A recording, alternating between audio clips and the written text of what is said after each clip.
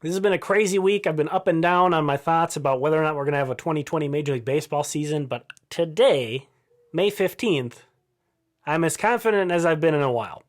And the reason being is Rob Manfred went on CNN with Anderson Cooper and gave an interview, and to me, I think it was mostly a positive message. Let's get into some clips from that. In terms of where baseball stands right now, how likely is it, do you think, that Americans are going to get to see Major League Baseball this year, and what might it look like? Well, I think it's hopeful that we will have some Major League Baseball this summer. We are making plans about playing in empty stadiums. But as I've said before, all of those plans are dependent on what the public health situation is and us reaching the conclusion that it'll be safe for our players and other employees to come back to work. Well, we have developed extensive protocols. A key to those is frequent testing. All of our players would be tested multiple times a week, PCR testing to determine whether or not they have the virus. That testing would be supplemented less frequently by antibody testing as well. The health-related protocols are about 80 pages in length. They're extraordinarily detailed. They cover everything from how the players will travel, private charters, how those charters have to be cleaned, who has access to the ballpark, strict limits on number of people, tiering of employees. So even those people who are in the ballpark will be isolated in general from the players. But what about just the optics of this overall, Commissioner? I mean, 35 million people have lost their jobs in the country. There's a fight that's going on over money at the MLB. How do you handle the optics of this? Yeah, I think that whenever there's a discussion about economics, publicly, people tend to characterize it as a fight. Me personally, I have great confidence that we'll reach an agreement with the Players Association, both that it's safe to come back to work and work out the economic issues that need to be resolved. I also think this interview displays how the league/owner side is really handedly winning against the players in one concern.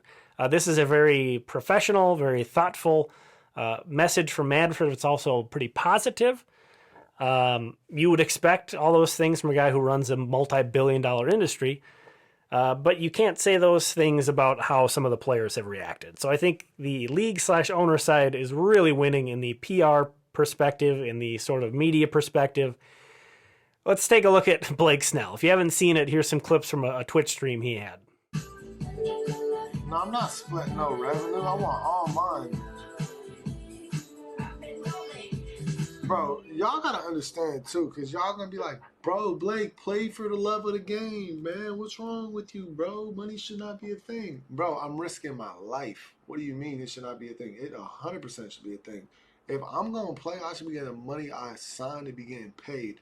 I should not be getting half of what I'm getting paid because the season's cut in half, on top of a 33% cut of the half that's already there. So I'm really getting like 25%. On top of that, it's getting taxed. So imagine how much I'm actually making to play. You know what I'm saying? So I don't know if Snell kind of didn't think that this was going to get beyond his Twitch stream, but, him talking to his Twitch bros and, kind of not measured in his delivery on that. I'm not saying the players shouldn't be speaking their minds and getting the word out. Now, I'm not saying I disagree with anything that Snell said, but there's no questioning that's compared to Manfred's delivery of a message. That's not going to go over. I'm not at all shocked. 0% shocked that there's a ton of people pissed off at Blake Snell about what he said. But how much just fan reaction necessarily matter? Does it really matter that some sports fans are pissed off at Blake Snell? I don't think so, because what really matters is Tony Clark also supports that stance at the bottom line.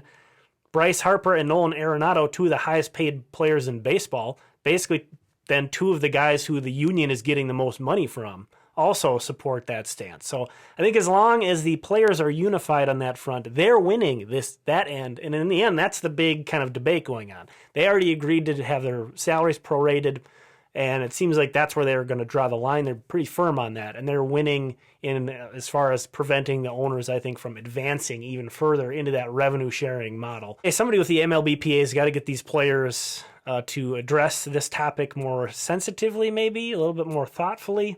I thought Sean Doolittle did a really good job with, we talked about this in my last video with that tweet thread that he had about safety concerns. I thought that was really well thought out and well said.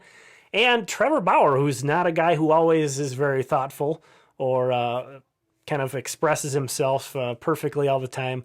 I thought he put a really good analogy out there that, of course, some people have reacted negatively to, about like a painter and how if he's contracted for a job and how, that would go. I'll kind of roll over, B-roll some of those tweets.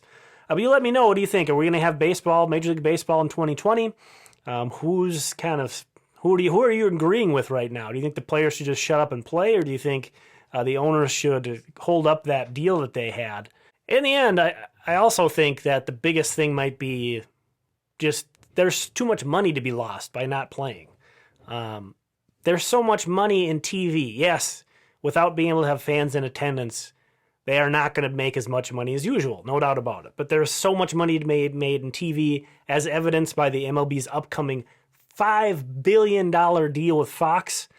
So, yeah, people won't be at the park. Is there a way they can create more revenue off of more eyeballs watching these games on TV? I'm not sure. Either way, let me know. Leave a comment if you enjoyed this video. Give me a thumbs up and consider subscribing. Thanks for watching. We'll talk again soon.